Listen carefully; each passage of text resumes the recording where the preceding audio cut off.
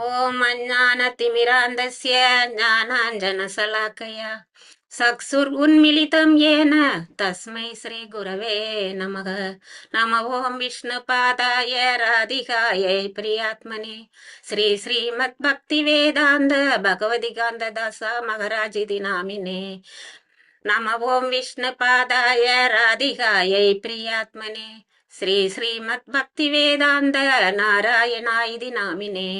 நம ஓம் விஷ்ணுபாதாய கிருஷ்ண பிரஸ்தாய பூதலே ஸ்ரீமதே பக்தி வேதாந்த சுவாமிநிதி நாமினே.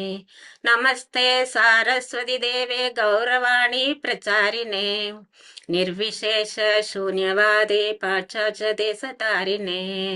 जय श्री कृष्णा चैतन्य प्रभु नित्यानंदा श्री अद्वैत कदाधर श्रीवासादि गौर भक्तवृंदा. हरे कृष्णा कृष्णा कृष्णा हरे हरे, हरे राम राम राम हरे हरे.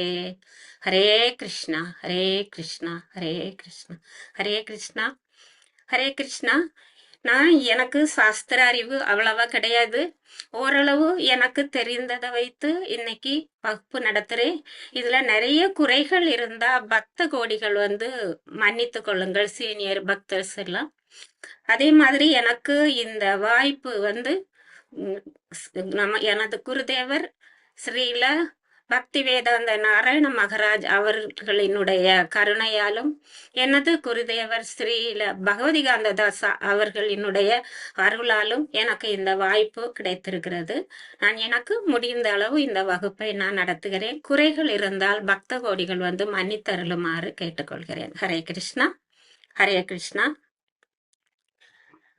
இந்த பிருகத் பாகவத அமிர்தா வகுப்பு, அதாவது நம்ம இது கொஞ்ச நாளா அங்க கன்னியாகுமரி டெம்பிள்ல நடத்திட்டு இருந்தோம்.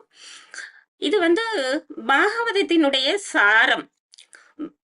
பிருகத் பாகவதா அமிர்தம். அமிர்தம் அப்படின்னா நமக்கு பார்க்கடலை கடையும் போது கிடைத்த அமிர்தம் போல இது பாகவதத்தினுடைய சாரம். இந்த பிருகத் பாகவத அமிர்தா யாருக்கு சொல்லப்பட்டது அப்படின்னா, இது உத்தரா பரீட்சித் மகாராஜா உத்தராவு கூடவே இருந்து கேட்ட ஜைமினி ரிஷி ஜனமேஜயனுக்கு சொல்லப்பட்டது. இதனுடைய ஆசிரியர் ஸ்ரீல சனாதன கோஸ்வாமி. சனாதன கோஸ்வாமி பத்தி நம்ம எல்லாருக்குமே நல்லாவே தெரியும். சைத்தன்ய மகாபிரபுவினுடைய 6 சீடர்கள், அதாவது முக்கியமான சீடர்கள், அதாவது அவர்கள் நம்ம என்ன சொல்லுவோம், 6 கோஸ்வாமிகள் அப்படின்னு சொல்லுவோம். அதுல முக்கியமானது ரூப கோஸ்வாமி, சனாதன கோஸ்வாமி. அதுல சனாதன கோஸ்வாமி தான் இந்த அரிய இந்த கிரந்தத்தை எழுதியிருக்காங்க. அவரு ஒரு இடத்துல சொல்லியிருக்கிறாரு, அதாவது இந்த கிரந்தம் எழுதும் போது பேனாவை மட்டும்தான், அதாவது அந்த எழுதுகோல் மட்டும்தான் நான் கையில வச்சிருந்தேன், ஆனா எப்படி எழுதுனேன்னு எனக்கே தெரியாதுன்னு சொல்லியிருக்கிறாரு. அப்போ அது பகவானிடம் இருந்து வந்த ஒரு சாஸ்திரம். இப்போ அடுத்து நம்ம சனாதன கோஸ்வாமி நூலாசிரியர் சனாத கோஸ்வாமி பத்தி நம்ம பார்ப்போம். சனாதன கோஸ்வாமியினுடைய பரம்பரை அப்படின்னு சொல்லி பார்த்தோம்னா, அவங்க யஜூர் வேதம் கற்பிக்கக்கூடிய அந்த பரம்பரையில் இருந்தவர்கள். அவர்கள் முதல்ல கர்நாடகா தான் அவர்களினுடைய பூர்வீகமாக இருந்தது. அடுத்து பாத்தீங்கன்னா அவங்க ஒரு சின்ன குடும்ப பூசல் காரணமாக அவங்க வங்காளத்துக்கு போறாங்க. வங்காளத்துல அவங்க செட்டில் ஆகுறாங்க. குமாரதேவர் இவர்களோட தந்தை. அப்போ இதுல சனாதன கோஸ்வாமியும் ரூப கோஸ்வாமியும் சிறு வயதிலிருந்தே கல்வி, கேள்வி, சாஸ்திரங்களில் மிகவும் சிறந்து விளங்கினார்கள். அப்போ இவர்கள் ரொம்ப சிறந்து விளங்கினதுனால அங்க ஆட்சி செய்யக்கூடிய நவாப் நினைக்கிறாரு, இவ்வளவு நிர்வாக திறமை உள்ள இவர்கள் நம்ம அரசவையில இருந்தா சுற்றி இருக்கக்கூடிய நாடுகள் எல்லாமே நம்ம கைப்பற்றிடலாமே, அதனால இவர்கள் நம்முடைய அரசவையில் இருக்கணும் அப்படின்னு சொல்லி போய் கேக்குறாங்க. அப்போ இவங்க 2 பேரும் மாமிசம் சாப்பிடக்கூடிய உங்களுடைய அரசவையில நாங்க வேலை செய்ய மாட்டோம் அப்படின்னு சொல்லுறாங்க. எவ்வளவோ மிரட்டி பாக்குறாரு, ஆனாலும் அவர்கள் அதுக்கு சம்மதிக்கல. அப்புறம் இவர்களினுடைய பெற்றோர் குமாரதேவா கிட்ட போய் கேக்குறாங்க. அவரும் சொல்லுறாரு, இந்த மாதிரி மாமிசம் சாப்பிடக்கூடிய உங்களது அரசவையில என்னுடைய குழந்தைகள் வந்து வேலை செய்யாது அப்படின்னு வந்து சொல்லிடுறாங்க. சொன்ன உடனே திருப்பி இவர் வந்து கெஞ்சி பாக்குறாரு அந்த முகலாய மன்னர். அப்புறம் நினைக்கிறாரு அப்படின்னா அடாதடியா இறங்குறாரு. என்ன அப்படின்னா, நீங்க வந்து எங்களுடைய அரசவையில வந்து வேலை பார்க்கல அப்படின்னா ஒரு வைஷ்ணவர்களையும் நிம்மதியா நான் வழிபாடு நடத்த விட மாட்டோம். கோயில் வழிபாடு நடக்காது. அப்போ வைஷ்ணவர்களை கொடுமைப்படுத்துவோம். அந்த மாதிரி எல்லாம் சொன்ன உடனே வேற வழி இல்லாம வைஷ்ணவர்களினுடைய தர்மத்தை வந்து பாதுகாக்கணும் அப்படிங்கக்கூடிய ஒரே காரணத்துக்காக இவர்கள் வந்து அவங்க கிட்ட போய் வேலை பார்க்க போறாங்க. ஆனா அங்க போய் வேலை பார்த்தாலும் அவர் வந்து 10,000 பொற்காசுகள் வந்து சம்பளமா கொடுக்கறாரு. அவ்வளவு இருந்தாலும் ஆனா உங்க இஷ்டத்துக்கு இருங்க அப்படின்னு சொல்லுறாரு. அதனால இவர்கள் வந்து நவாபின் கீழே வேலை பார்த்தாலும் இவங்க வந்து தன்னுடைய அன்றாட அனுஷ்டாங்கங்களை செய்துகிட்டே தான் இருந்தாங்க. இவர்கள் வந்து சாஸ்திரங்களை கற்றுக்கொண்டு இருந்தாங்க. பெரிய அரண்மனைகள் எல்லாம் இவங்களுக்கு கொடுத்து கொண்டு இருந்தது. அங்க நாம சங்கீர்த்தனம் எல்லாமே பண்ணிக்கிட்டு தான் இருந்தாங்க. அப்புறம் வருது இவர்களுக்கு. ஆனா சைத்தன்ய மகாபிரபுவை சந்திக்கணும். சைத்தன்ய மகாபிரபு வந்து ஜெகநாதபுரியில சந்நியாசம் எடுத்து அங்க இருக்கிறாரு அப்படிங்கறத வந்து கேள்விப்படுறாங்க. எப்படியாவது சந்திக்கணும் அப்படின்னு நினைக்கிறாங்க. அப்போ இந்த வங்காளத்தினுடைய தலைநகர் வந்து ராமகேலி. அப்போ இவங்க வந்து ராமகேலி வழியா பகவான் சைத்தன்யர் பிருந்தாவனத்துக்கு போறதா ஒரு கேள்வி வருது. அப்போ அத கேள்விப்பட்டு அந்த நவாபுக்கு தெரியாம போய் வந்து சந்திக்கிறாங்க. சந்திக்கும் போது சந்திச்சு சொல்லுறாங்க, நீங்கள் ஆயிரக்கணக்கான பக்தர்கள் கூட இப்போ பிருந்தாவனத்துக்கு போறது உசிதம் அல்ல. ஏன்னா இது இஸ்லாமியர் நவாபினுடைய இடம். அதனால உங்களுக்கு ஆபத்து இருக்கலாம். அதனால நீங்க திரும்பி போயிருங்க அப்படின்னு சொல்லிட்டு வர்றாங்க. அடுத்து திருப்பி போயிடுறாங்க. அவர் வந்து போயிடுறாரு. ரெண்டாவது வரும்போது அவர்கள் வந்து போய் அந்த மகாபிரபு கிட்ட வந்து உபதேசங்களை 2 பேருமே பெறுறாங்க. அப்போ இவ்வாறு இருக்கும்போது இவங்க பிருந்தாவனத்துல போய் வந்து இருக்கிறாங்க. பகவான் சைத்தன்யர் இவர்களுக்கு வந்து 4 கட்டளைகள் வந்து கொடுத்திருக்காங்க.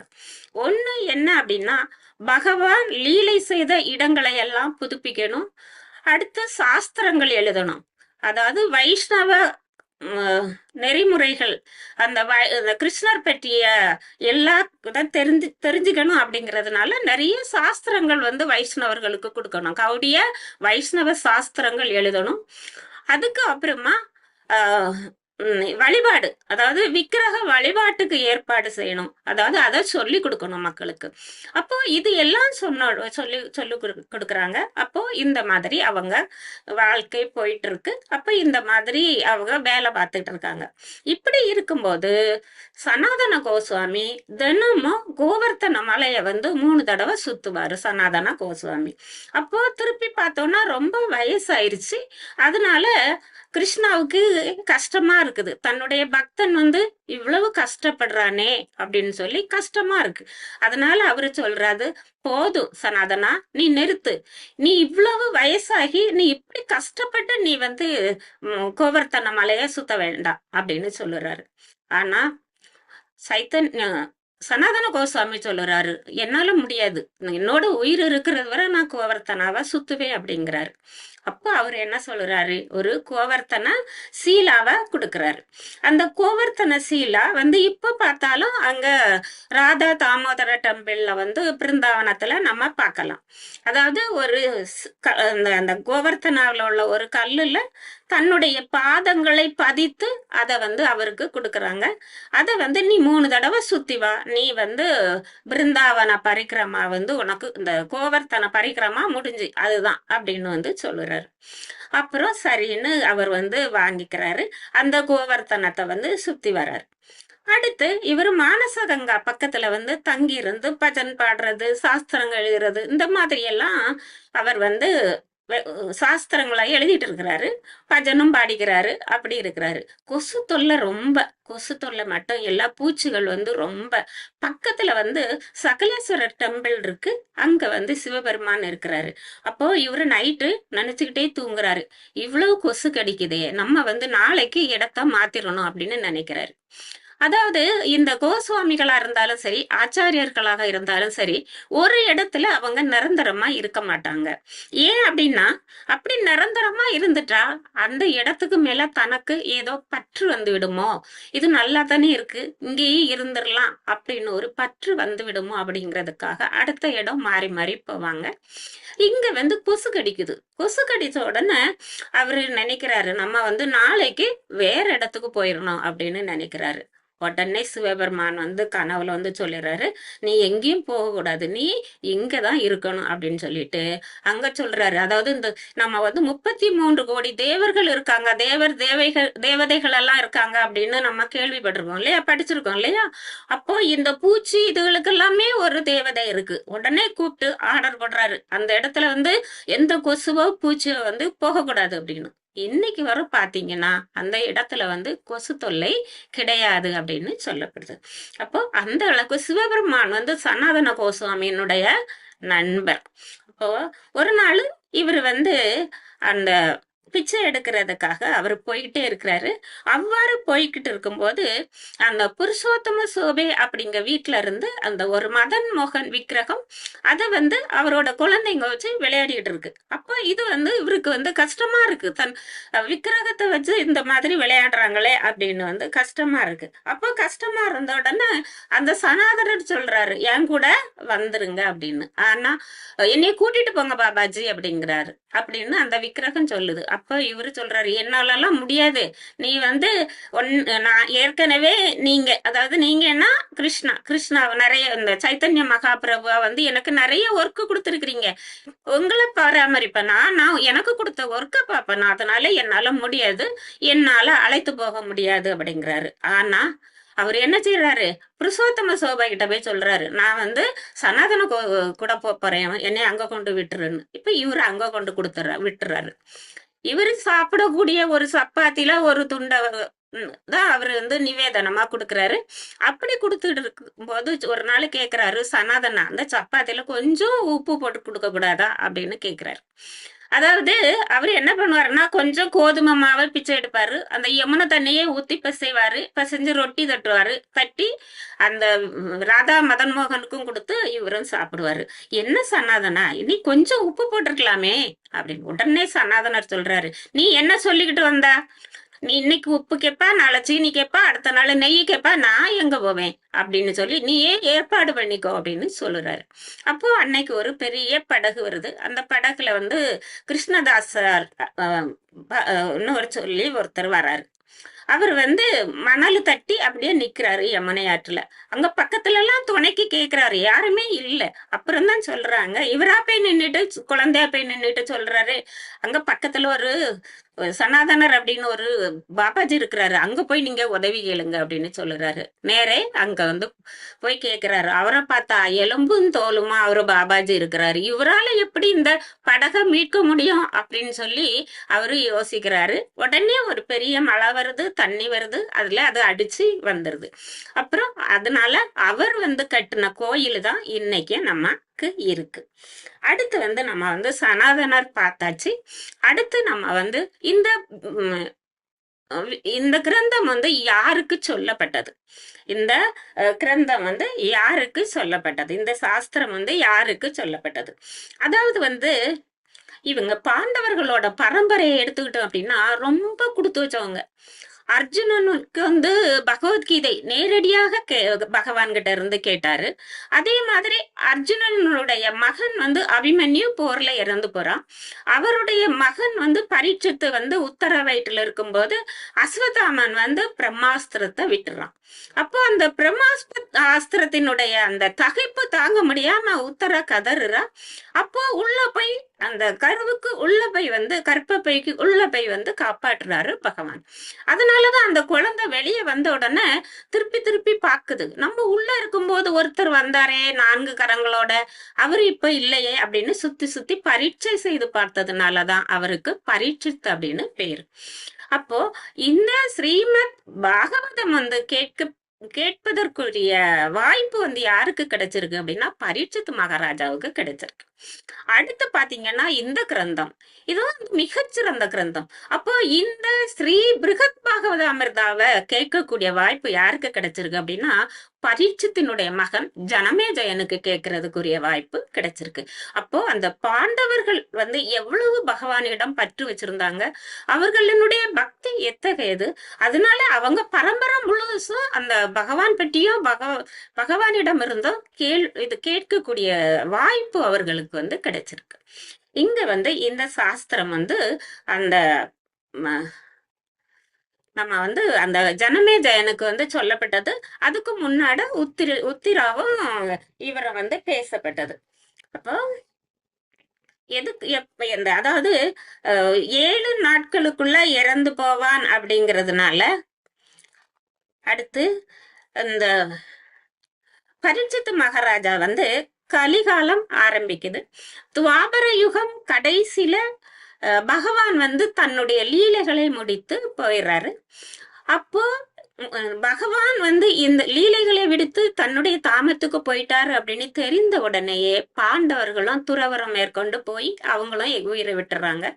போறதுக்கு முன்னாடி பரீட்சித் மகாராஜாவுக்கு பட்டம், அதாவது அரச பதவியை கொடுத்துக்கிட்டு அவங்க வந்து போறாங்க. கலியுகம் ஆரம்பிச்சாச்சு. அன்னைக்கு பரீட்சித் மகாராஜா நகர்வலம் வர்றாரு. நகர்வலம் வரும்போது ஒரு மாடு, ஒரு பசுமாடு 3 கால்களும் உடைந்து ஒத்த கால்ல அழுதுகிட்டு இருக்கு, கண்ணீரா வடியுது. அதே போல ஒரு காலையும் 3 காலும் உடைபட்டு ஒரு காலில அதுவும் கண்ணீர் விட்டு கொண்டே இருக்கிறது. அப்போ அதாவது அடுத்த காலையும் உடைக்கிறதுக்கு நிக்கிறான் ஒருத்தன். அவனை பார்த்தா கோரமா இருக்குது, ஆனா அரச உடையில இருக்கிறான். அப்போ அதை பார்த்த உடனே அவருக்கு கோபம் வருது. உடனே பரீட்சித் மகாராஜா வந்து தன்னுடைய குதிரையில இருந்து இறங்குறாரு. இறங்கி அவனை வந்து வெட்டுறதுக்கு வந்து தன்னுடைய வாளை வந்து எடுக்கிறாரு. அப்போ அவரு சொல்றாரு, அந்த கலிபுருஷன் சொல்றாரு, நிறுத்து பரீட்சித் மகாராஜா, இது என்னோட காலம், இது வந்து எனக்கு இந்த கண்டிப்பா இடம் வேணும், இந்த யுகம் வந்து எனக்கான யுகம், அதனால எனக்கு இடம் கொடு அப்படின்னு கேட்கிறாரு. அப்போ இங்க இவர் வந்து கொடுக்குறாரு, எங்க மது அருந்தக்கூடிய இடத்துக்கு போ, சூதாடக்கூடிய இடத்துக்கு போ, புலால் உணவு உண்ணக்கூடிய இடத்துக்கு போ, அதே மாதிரி தகாத உறவு வச்சிருக்கக்கூடிய இடத்துக்கு போ, அது வந்து 4 இடமும் நான் உனக்கு தந்திருக்கேன் அப்படின்னு சொல்லுறாரு. சொன்ன உடனே இவரு பாக்குறாரு, அவருடைய நாட்டுல எதுவுமே கிடையாது, அங்க புலால் உண்றது கிடையாது, சூதாடுறது கிடையாது, அதே மாதிரி தகாத உறவு கிடையாது, எதுவுமே கிடையாது. அப்படி இருக்கும்போது இது எதுவுமே உன்னுடைய நாட்டுல இல்லையே, அப்புறம் நான் எங்க போறது, இன்னொரு இடம் கொடு அப்படின்னு கேட்கிறாரு. இன்னொரு இடம் கொடு அப்படின்ன உடனே அவரு சொல்றாரு, அப்போ தங்கம் அதிகமா எங்க இருக்குதோ அங்க நீ போய் உட்கார்ந்துக்கோன்னு சொல்றாரு. உடனே பார்த்தாரு, இவருடைய கிரீடத்துல வந்து தங்கமும் பவளமும் முத்துமா இருக்கு. சரின்னு மேல உட்கார்ந்துட்டாரு. இவரு திரும்புறாரு, வேட்டையாடிக்கிட்டு போறாரு. ஒரு மான் வந்து போகுது, அதுல வந்து ஒரு கால் வந்து உடப்பட்டுருச்சு. ஆனா அந்த இங்க வந்து அந்த இந்த வேட்டையாடுறதுல ஒரு தர்மம் இருக்குது. என்ன தர்மம் அப்படின்னா, அதாவது ஒரு விலங்க கொன்னா அப்படியே கொன்னுறணும், இல்ல அப்படின்னா அந்த இப்படி அறகுறையா விட்டு துடிக்க வைக்க கூடாது அப்படின்னு ஒரு தர்மம் இருக்கு. அதனால அவர் எப்படியாவது தேடி போய் அந்த மானை கொன்னுடணும் அப்படின்னு சொல்லிட்டு இவரு வந்து போறாரு. போகும்போது தண்ணி தாகமா வருது. அவ்வாறு போகும்போது சமிக ரிஷியினுடைய அந்த குடிசைக்கு போறாரு. அங்க போகும்போது சமிக ரிஷி வந்து நிஷ்டையில இருக்கிறாரு, அதாவது விரதம், மௌன விரதத்துல இருக்கிறாரு. இவரு தண்ணி தண்ணின்னு கேக்குறாரு, அவரு விரதத்துல இருக்கிறாரு, நிஷ்டையில இருக்கிறாரு. அதனால அவர் பாட்டுக்கு இருக்கிறாரு. உடனே தன்னுடைய அம்பால பக்கத்துல இருந்த ஒரு பாம்பை தூக்கி கழுத்துல போட்டுட்டு போயிடுறாரு.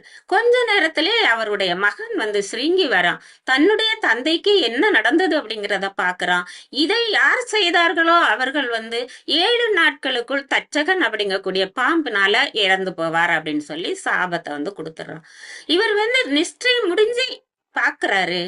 பாக்குறப்போ எல்லாம் முடிஞ்சு போச்சு. அதாவது இது கண்டிப்பா இவன் கொடுத்த சாபம் வந்து பலிக்கும் அப்படிங்கிறத வந்து தெரிஞ்சுக்கிறாரு. நேரே அரசவைக்கு போறாரு. அதாவது என்னுடைய மகன் வந்து இந்த மாதிரி ஒரு தவறு செஞ்சுட்டான், நீங்க ஏதாவது பரிகாரம் பண்ணிக்கோங்க அப்படின்னு வந்து கேட்கிறாரு. ஆனா அவர் என்ன சொல்றாரு பரீட்சித் மகாராஜா, நான் செய்தது தவறு தானே, அதனால நான் தண்டனையை வந்து மனப்பூர்வமா ஏத்துக்கிறேன் அப்படின்னு சொல்லிட்டு உடனே அவர் வந்து தன்னுடைய அரசாட்சிய தன்னுடைய மகன் ஜனமேஜயனுக்கு கொடுத்துட்டு கங்கை கரையில போய் உட்கார்றாரு. அமைச்சர்கிட்ட எல்லாம் கேக்குறாரு, அதாவது எனக்கு 7 நாட்கள் தான் இருக்கு, அப்போ 7 நாட்களுக்குள்ள நான் என்ன செய்யணும் அப்படின்னு வந்து கேக்குறாரு. அதாவது நான் அப்ப என்ன பண்ணனா 7 நாட்களுக்குள்ள நான் செய்ய வேண்டியது என்னது அப்படின்னு வந்து கேக்குறாரு. அப்போ நிறைய பேர் நம்ம எல்லாம் என்ன நினைப்போம், ஏன்னா சாகுறதுக்கு 7 நாள் தான் இருக்கு, எதெல்லாம் அனுபவிக்கணுமோ எல்லாம் அனுபவிச்சுட்டு போயிடுறோம்னு நினைப்போம் இல்லையா. ஆனா அவர் என்ன நினைக்கிறாரு, பகவானை அடையணும். அப்ப நான் என்ன செய்யலாம், உடனே கங்கை கரையில தர்ப்ப புல்ல பரப்புனாரு, போய் உட்கார்ந்துட்டாரு. உடனே நிறைய ரிஷிகள் வந்தாங்க. அங்க சுகதேவ கோஸ்வாமியும் வந்தாரு. அங்க வந்து பாகவதம் வந்து கேட்கிறாரு. பாகவதம் வந்து சொல்லப்படுது, 7 நாட்கள் 7 இரவும் 7 பகலும் வந்து அவர் வந்து தூங்காம இருந்து பாகவதம் கேட்கிறாரு. அவ்வாறு பாகவதம் கேட்கும் போது அவருக்கு வந்து கொஞ்சம் மரண பயம் இருந்திருக்கும் இல்லையா.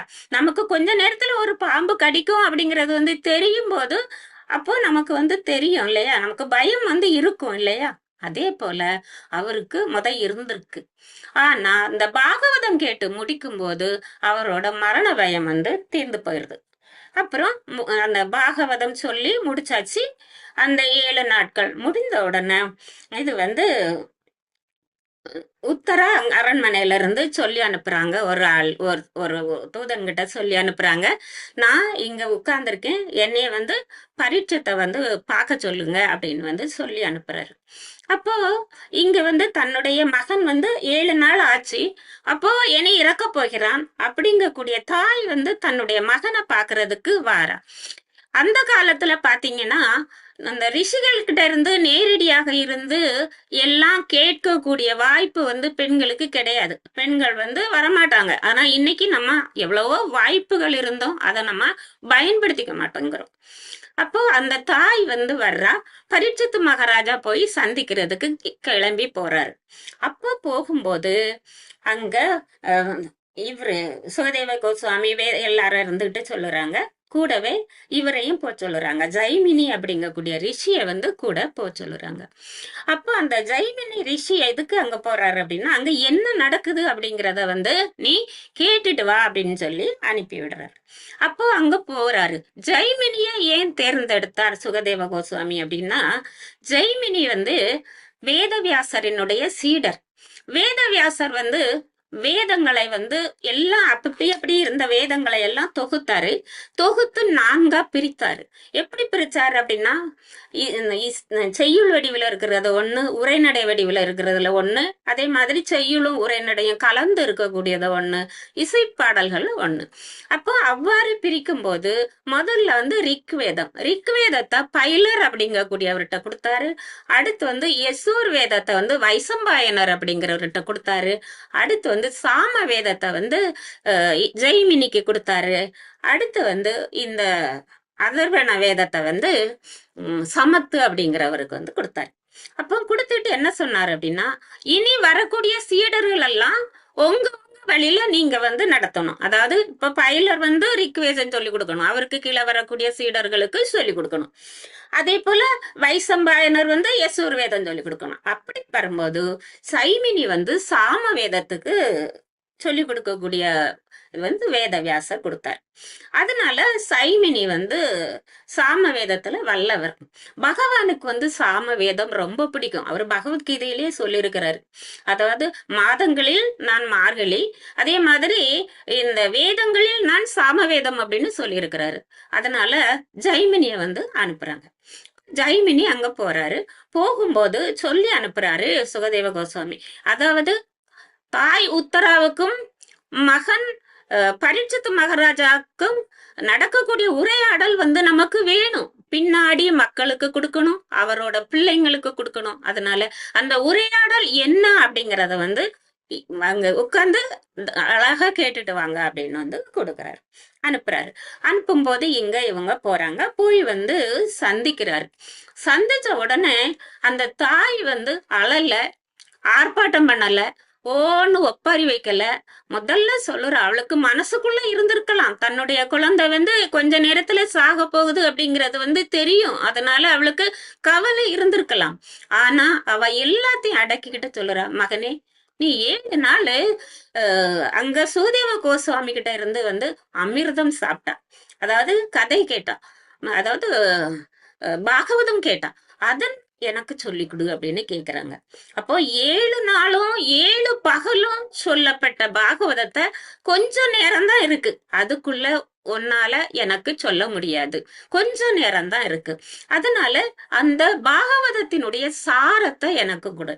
அதுவும் அவ விளக்கமா சொல்லுறா. அந்த சாரம் எப்படி இருக்கணும்னா, பார்க்கடலை வந்து கடையும் போது, அதாவது மந்தரமலையை மத்தாகவும் வாசுகி பாம்பை கைராகவும் வந்து பார்க்கடலை கடையும் போது அதுல வந்து அமிர்தம் கிடைச்சது இல்லையா?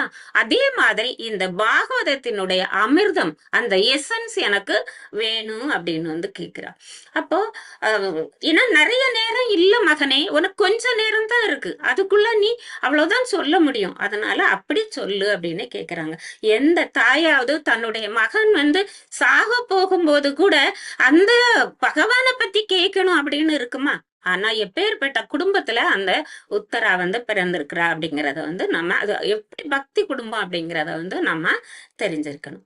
அப்போ அதனால அது வந்து நம்ம இவருக்கு வந்து சொல்லப்பட்டது. அடுத்தது வந்து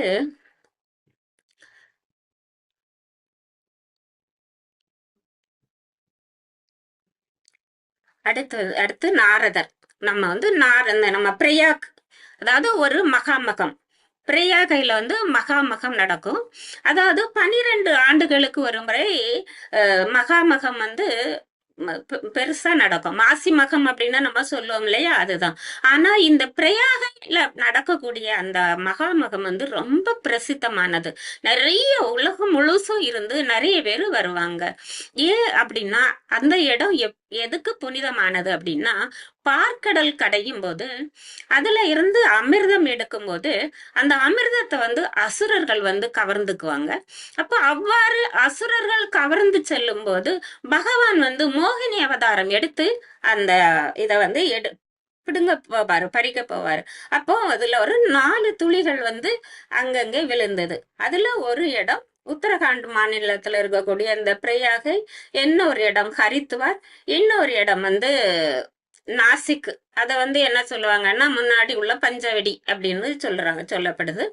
அடுத்து பஞ்சவடி, அப்புறம் இன்னொரு இடம் என்ன, 4 இடத்துல அது விழுது. அப்ப அந்த 4 இடமும் வந்து ரொம்ப பிரசித்தி பெற்றது. அங்க வந்து இந்த மகம் அன்னைக்கு ரொம்ப விசேஷமா வந்து கொண்டாடப்படும். இன்னொன்னு உஜ்ஜயினி. அதாவது அந்த 4 இடங்கள் என்ன அப்படின்னா, பிரயாகை, திருப்பி பிரயாகை, உஜ்ஜயினி, ஹரித்வார், அடுத்து பஞ்சவடி, நாசிக், 4 இடம். அப்ப அந்த 4 இடத்துலயும் ஒரு ஒரு சொட்டு விழுந்ததுனால அது வந்து மிகவும் பிரசித்தமானது அப்படின்னு சொல்லப்படுது. அப்போ நமக்கு 12 ஆண்டுகள்னா தேவர்களுக்கு ஒரு நாள்.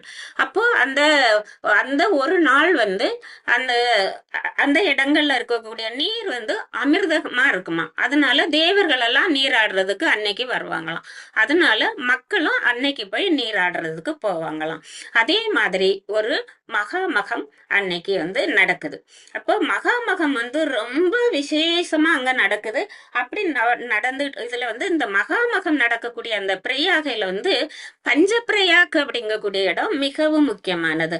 அந்த பஞ்சப்பிரயாக்ல வந்து என்ன ருத்ர பிரயாக்கு, விஷ்ணு பிரயாக்கு, அந்த மாதிரி 5 இடங்கள் வந்து நதிகள் வந்து சேருது. கங்கா, யமுனா எல்லாம் அங்க வந்து சேருது.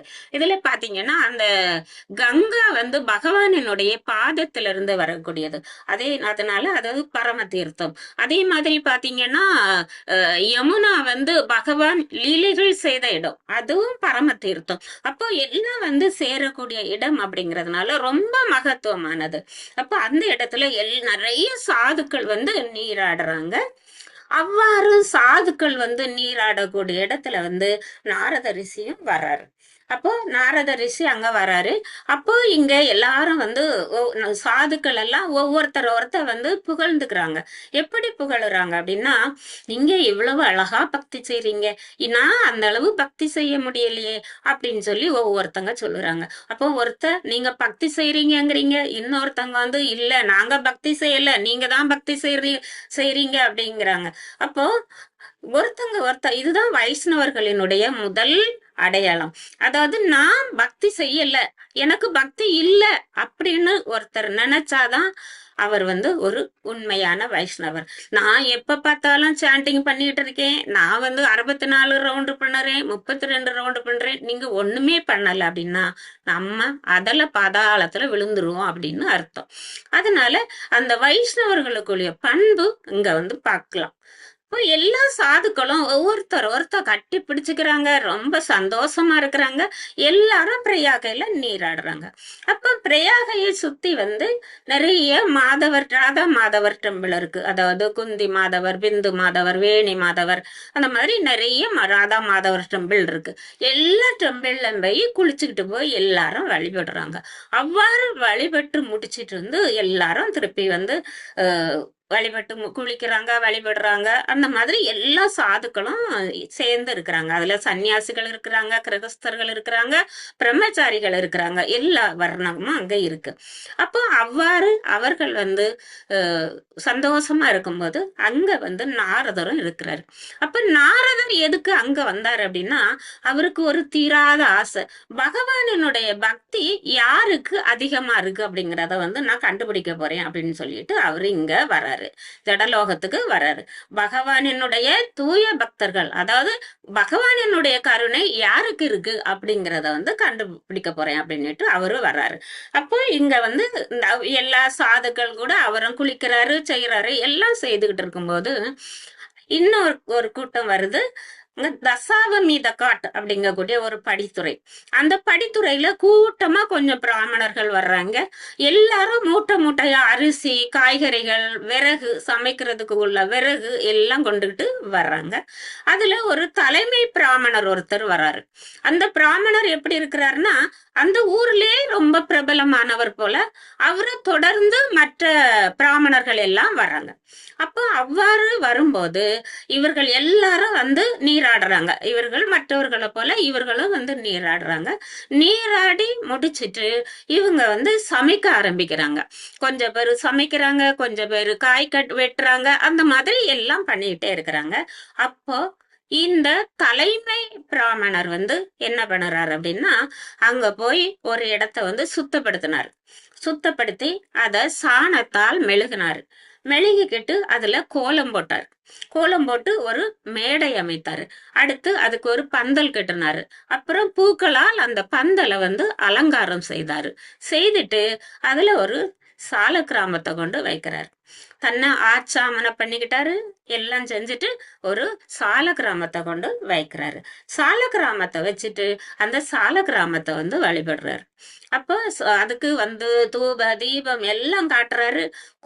குதிச்சு ஆடுறாரு, பாடுறாரு, ஆடுறாரு. அவருடைய மனசுல பார்த்தா அப்படி ஒரு சந்தோஷம். அப்போ அந்த சந்தோஷமா பண்ணுறத தூரத்துல இருந்து நாரதர் வந்து பார்த்துக்கிட்டே இருக்கிறாரு. அப்போ பார்த்துக்கிட்டு இருக்கக்கூடிய நாரதர் நினைக்கிறாரு, எவ்வளவு அழகா பக்தி பண்றாங்க அப்படின்னு நினைக்கிறாரு. இப்படி ஒரு பக்தரை நம்ம பார்க்கவே இல்லை.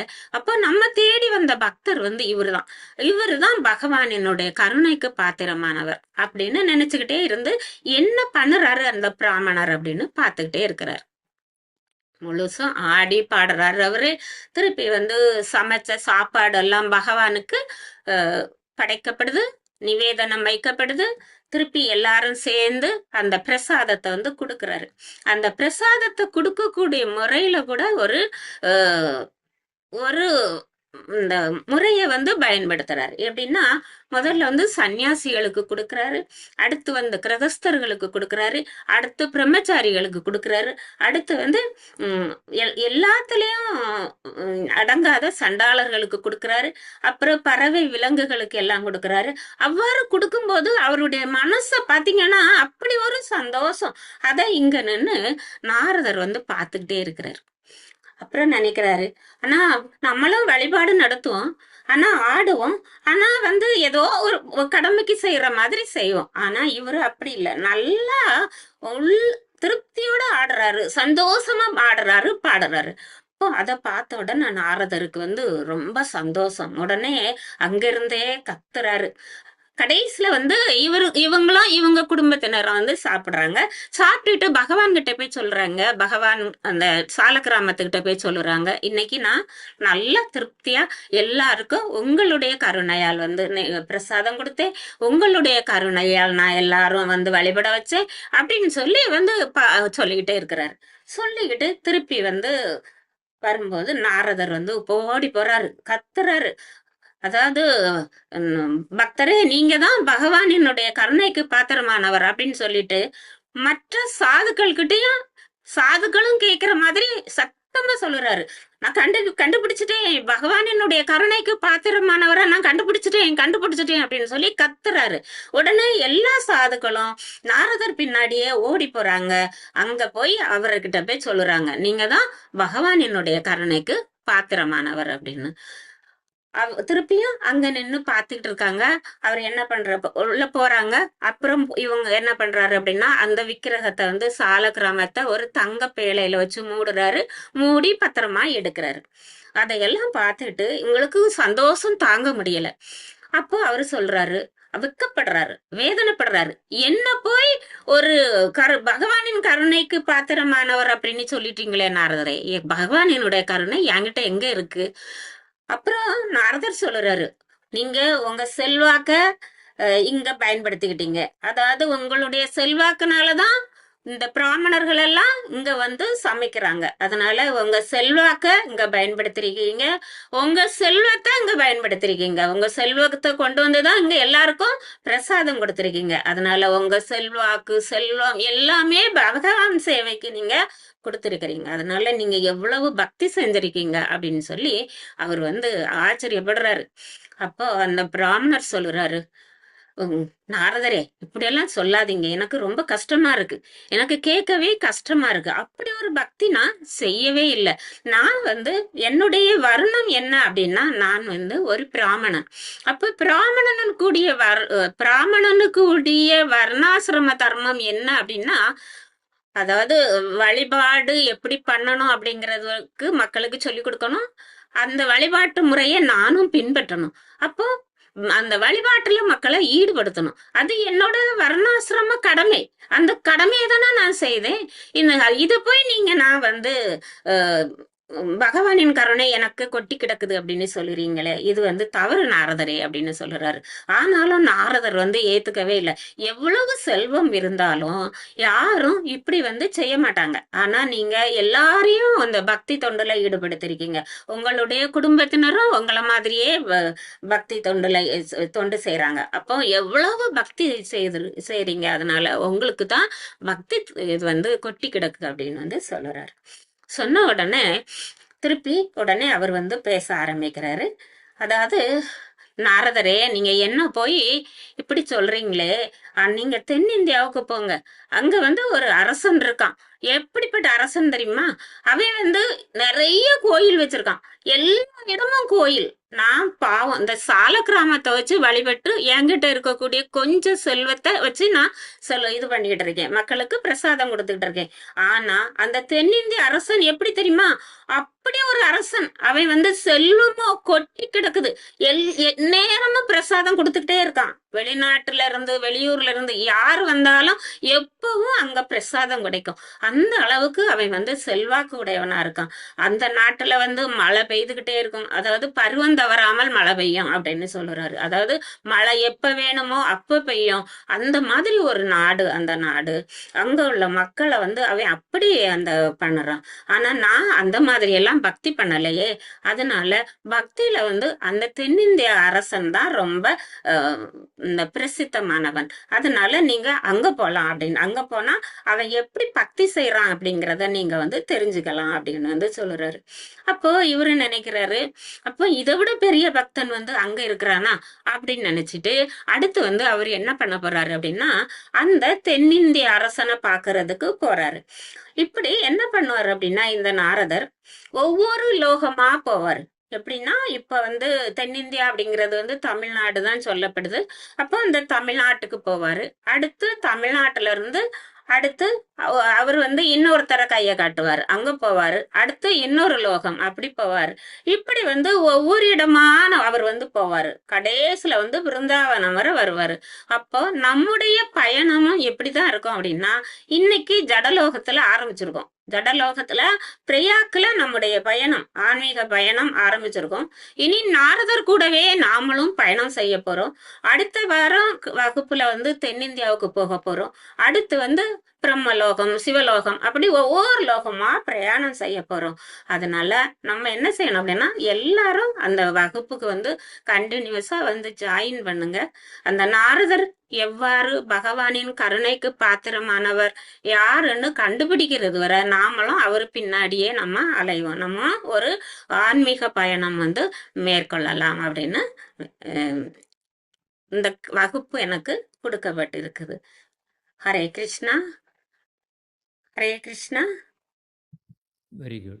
Okay, madam. Yes. வாஞ்சா கல்பா தரப்பியச கிருபா சிந்துப்ய ஏவச பதிதானாம் பாவனேபியோ வைஷ்ணவேபியோ நமோ நமக. ஹரே கிருஷ்ணா கிருஷ்ணா கிருஷ்ணா ஹரே ஹரே, ஹரே ராமா ராம ராமா ஹரே ஹரே. ஹரே கிருஷ்ணா. இந்த வாய்ப்பு வந்து எனக்கு குருதேவராலும் குருஜியாலும் கொடுக்கப்பட்டுள்ளது. நான் இதுல எவ்வளவு தவறுகள் பண்ணினேன் அப்படிங்கிறது வந்து எனக்கு தெரியாது. தவறு இருந்தா அடுத்த வகுப்பு நான் திருத்திக்குவேன். ஹரே கிருஷ்ணா.